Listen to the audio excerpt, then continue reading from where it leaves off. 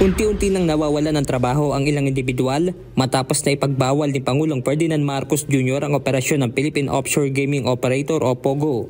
Ngunit itong December 5, nakaaresto ng isang Chinese national ang National Bureau of Investigation National Capital Region dahil sa pagbebenta ng illegal na droga.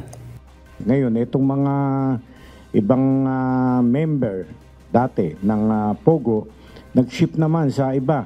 This is the second time that we arrested a POGO worker na pumasok na sa droga.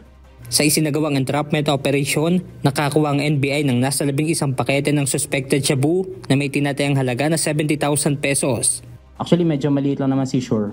Pero ang alarming po dito is marami na po siyang nabebentahan at kailangan po nating malaman kung sino po ang source niya. Kasi para ang isang Chinese national na maging distributor ng illegal na droga ay nakaka-alarma na po. Ayon pa sa NBI, gumagamit din ng online platform ang suspect sa pagbebenta ng illegal na droga.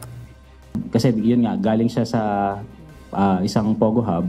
So lahat naman nakakilala niya, yun na yung napagbebentahan niya.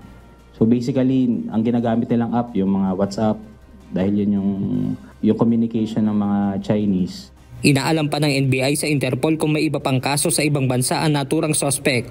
Sa ngayon ay nasa kustodiya na ng NBI ang naarestong suspect na mahaharap sa kasong paglabag sa Comprehensive Dangerous Drugs Act of 2002. Benedict Samson, UNTV News and Rescue. Diyos ang aming sandigan, serbisyo publiko ang aming pinahahalagahan.